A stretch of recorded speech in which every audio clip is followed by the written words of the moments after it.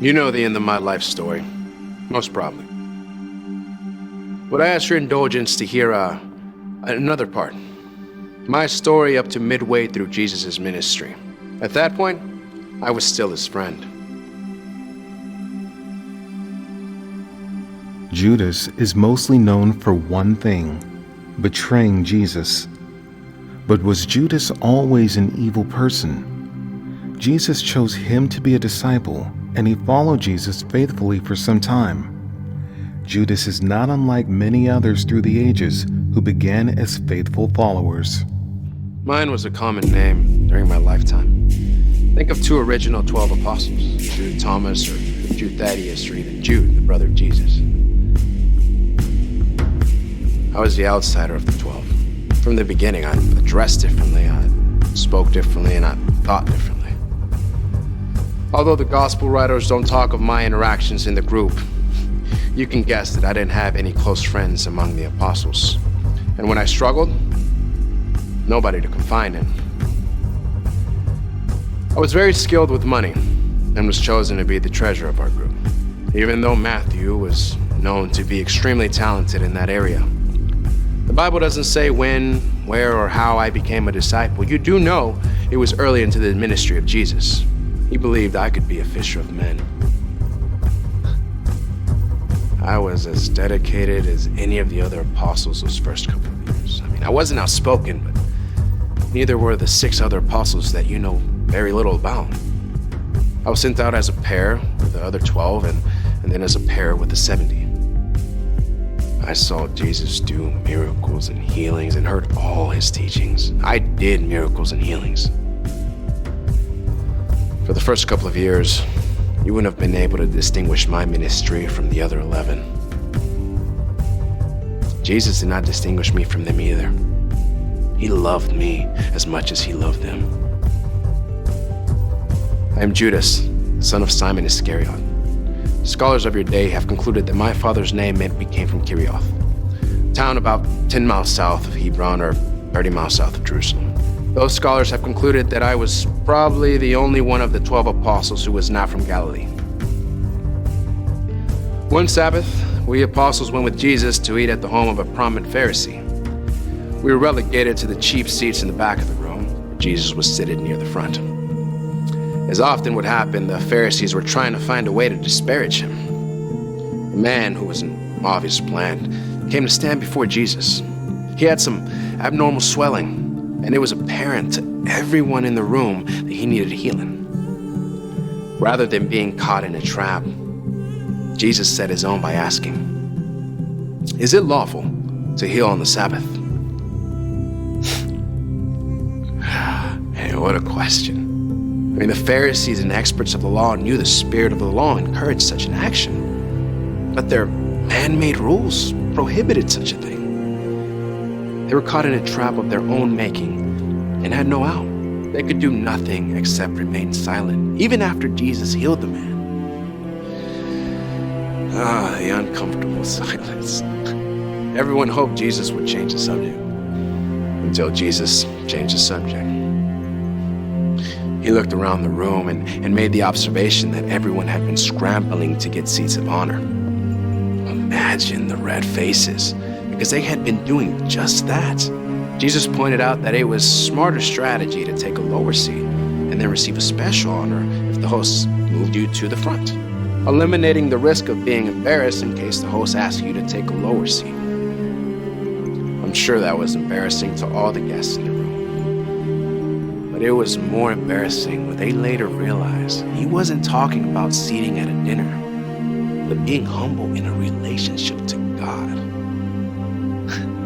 Jesus then looked at the host and told him that he was not righteous when he invited friends and family to a dinner because they could just pay him back. But it was righteous to invite those who were not able to pay him back. Must have been a shock to the host and all the guests looking around. The only poor people in the room were Jesus and us, his apostles. I doubt anybody in the room had ever purposely invited a poor person to a dinner, except for a few relatives. Maybe. It was in situations like those that I began to be uncomfortable. Jesus not only insulted his host twice, but also insulted all the guests in the room. I wanted respect from the religious leaders, always did.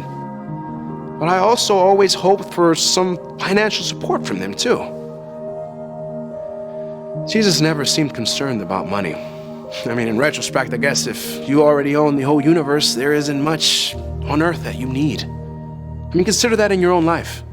If you are truly the sons and daughters of God, what is it on earth that you don't already own? Well, back to the dinner at the Pharisee's house. There I was in my cheap seat, squirming in embarrassment, when one of the people near Jesus tried to change the subject again. The man said, "Blessed is the one who will eat at the feast in the kingdom of God." That comment probably doesn't mean much to you, but it did to us in the room. I mean, we were all Jews. We had all been brought up with the notion that only Jews would be saved when the Messiah came. We did not have a well-developed notion of what heaven was or how you got there, but we were all certain that the Jews had exclusive claim to the benefits that would occur when the Messiah came. We were all certain that was true. I mean, especially the religious leaders of the Jews. We were all certain, except Jesus. Jesus wanted everyone to know that the kingdom wasn't coming on their terms, but on God's terms. And Jesus had been announcing those terms.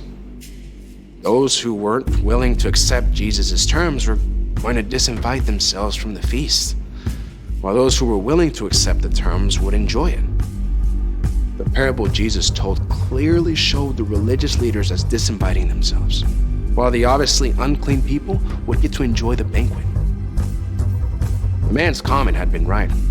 The ones eating at the feast were blessed, but he misunderstood who those people would be.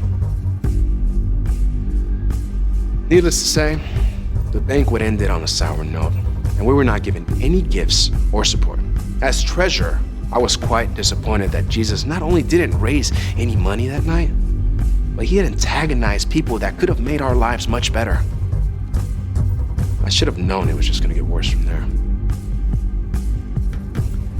Not long after that, large crowds were following us everywhere we went. It would have been a simple thing for the Lord to give a little uplifting message and then pass the hat for some contributions from the crowd. Instead of doing that, Jesus raised his voice and said quite the opposite. "If anyone comes to me and does not hate his father and mother, wife and children, brother and sister, and their own life, such a person cannot be my disciple. And whoever does not carry their cross and follow me cannot be my disciple." I can assure you that that is not the kind of message that is encouraging for a treasurer hoping to get more money. Your modern day translators and preachers can waltz around all they want, but Jesus said hate, and that is exactly what he meant. He meant that you not only had to be willing to do without those people and things in your life, but that you counted them as your enemies. And furthermore, he wanted you to become willing to give up your life, literally, in order to become his disciple. You can be assured that many of the crowds left before he could tell the next parable. The parable Jesus told next is my favorite because of its simplicity and obviousness. As with many of his parables, Jesus had seen something we had all seen, but had understood its deeper meaning. We had all seen buildings which were abandoned before they were finished, but never thought anything about them. Jesus understood them in a different way. He said, "Suppose one of you wants to build a tower."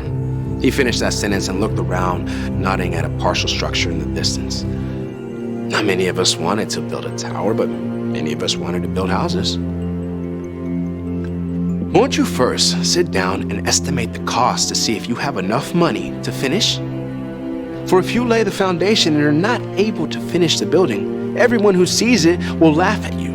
They will say, "This person began to build and wasn't able to finish." From his past lessons, we apostles knew Jesus wasn't talking about buildings. I can't prove it, but when Jesus said that last sentence, I believed he looked right into my eyes, or right into my soul.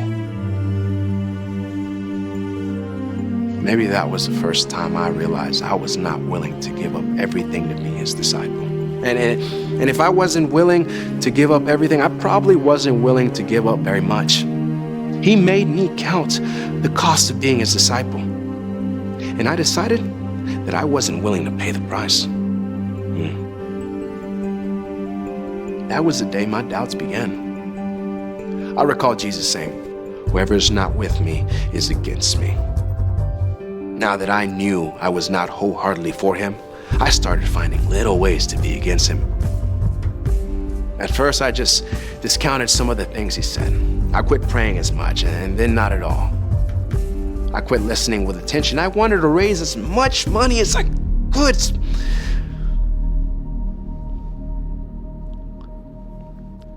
So I could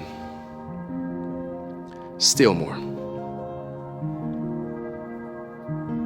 If he said I was his enemy, I would prove that I was. You want to be a friend of Jesus? How much are you willing to give up? Or not willing, as the case would be? You can't do that. You can't be unwilling to give it all up. Jesus said that. Maybe you should quit trying to do what Jesus says you cannot do. You are either his friend or his enemy. And from my own example, you don't want to become his enemy.